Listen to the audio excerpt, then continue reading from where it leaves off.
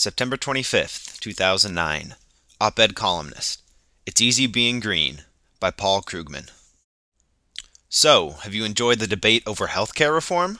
Have you been impressed by the civility of the discussion and the intellectual honesty of reform opponents? If so, you'll love the next big debate, the fight over climate change.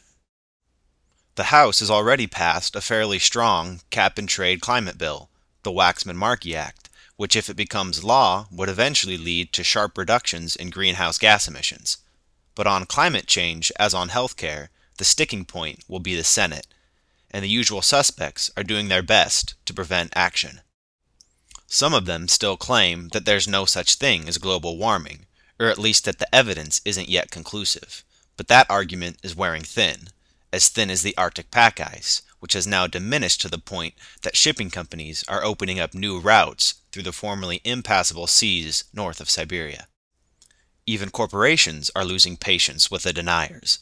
Earlier this week, Pacific Gas and Electric canceled its membership in the U.S. Chamber of Commerce in protest over the Chamber's disingenuous attempts to diminish or distort the reality of climate change. So the main argument against climate action probably won't be the claim that global warming is a myth. It will, instead, be the argument that doing anything to limit global warming would destroy the economy.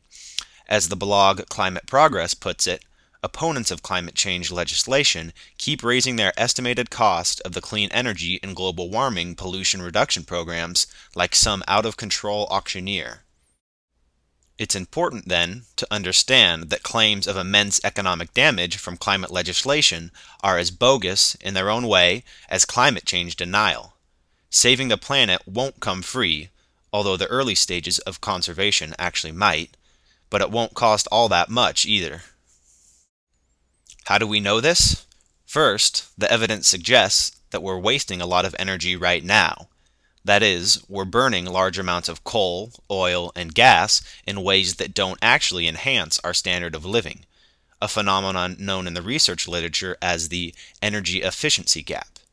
The existence of this gap suggests that policies promoting energy conservation could, up to a point, actually make consumers richer.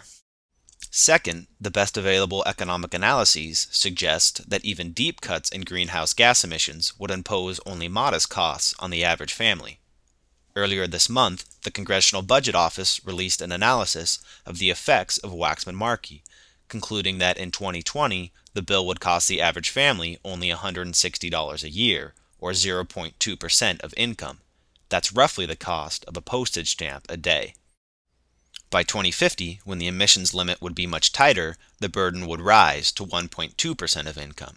But the Budget Office also predicts that real GDP will be about 2.5 times larger in 2050 than it is today, so that GDP per person will rise by about 80%.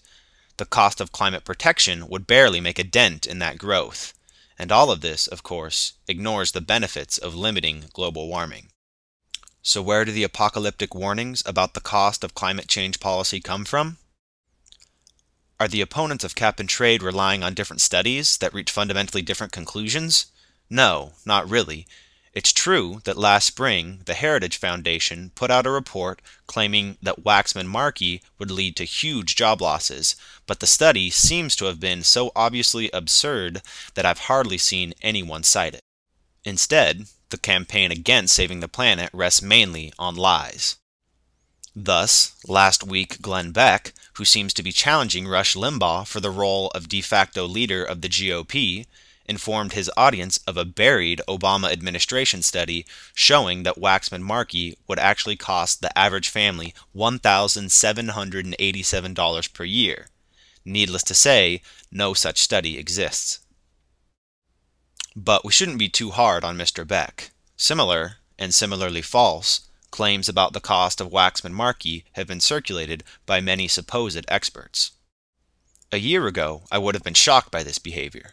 But as we've already seen in the healthcare debate, the polarization of our political discourse has forced self-proclaimed centrists to choose sides, and many of them have apparently decided that partisan opposition to President Obama trumps any concerns about intellectual honesty. So here's the bottom line. The claim that climate legislation will kill the economy deserves the same disdain as the claim that global warming is a hoax. The truth about the economics of climate change is that it's relatively easy being green.